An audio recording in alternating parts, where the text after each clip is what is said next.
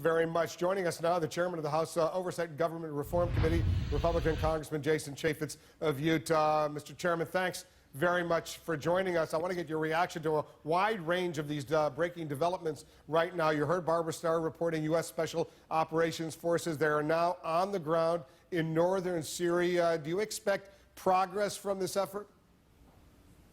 I expect progress overall. I want the president to develop a strategy, and I want to be able to convey that to the U.S. military. Our United States military can accomplish anything it chooses to do if the mission is clear and there aren't so many politically correct hamperings of their ability to execute on that. So set the mission and let the military go do it, and they'll get it done. What's your understanding, Congressman, right now, of the current U.S. strategy in Syria, the fight against ISIS? I think the number one thing in the fight against ISIS is we cannot allow them to hold any ground. They just cannot hold ground. And that doesn't mean you can just carpet bomb. That's not going to actually win the war. You're going to have to actually have people on the ground. I'm not saying those are necessarily going to be U.S. troops, but we've got to be able to have a coalition and empower people to go in and clear it literally room by room by room in order to get it done. Would you go so far, as some have suggested, even cooperating with the regime of Bashar al-Assad, which is also fighting ISIS, to get their involvement, their support in trying to destroy that so-called caliphate?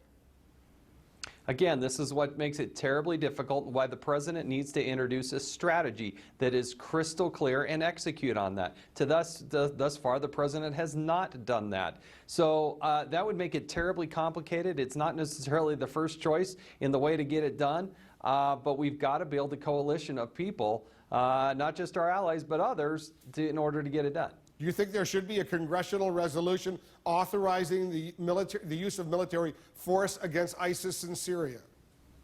I do. I think we should call terrorists terrorists. I think we should call a war a war. I think we should provide clarity and then give the moral support, the funding that it needs, and the clarity that the families and those that are fighting that they need in order to get it done. I do think Congress should have the president come, make the case, and then we should vote on that. The administration says they're ready for such a vote, but it hasn't come up. You're a leader in the Republican majority in the House of Representatives. Why hasn't a resolution been put forward where members can stand and vote yea or nay on this authorization for the use of military force against ISIS? There does need to be such a resolution. It's something I would look forward to debating, but I think the administration also has to provide clarity as to how long that would go. We don't want to give them a blank check to last forever, and I would look forward to having such a debate and having such a vote.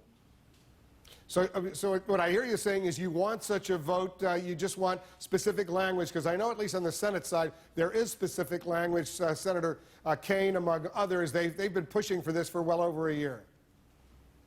Yeah, there's a lot of people on both sides of the aisle that are resistant to this. Some would argue that that authority is already there. Look, if there is a clear and present danger to the United States of America, the president could, should, and must act decisively and immediately. But if you're going to engage U.S. troops in an ongoing war, then I think you need to come get that authorization from the United States Congress. The presidents on both sides of the aisle have skirted past this, and I think it's wrong. I think it should change. Yeah, a lot of people agree with you on that. Let's talk a little bit about what's going on in Iraq right now. This assault to try to recapture the city of Ramadi by the Iraqi military. The U.S. is involved to a certain degree from the air, but the Iraqi government says they don't want U.S. troops involved. They would rather be aligned with Iran right now and the Shiite militias. When you hear that, what goes through your mind? We have spent billions of dollars in an untold amount of U.S. blood in order to make that opportunity for Iraq to be as free as we could possibly make it. And I want them to have nothing but success. I hope that training and that money and those resources have been used wisely. But everything I've seen so far gives me real questions and doubt about that. But again, it's about seizing back the territory, and I feel for those people that are trying to make it happen.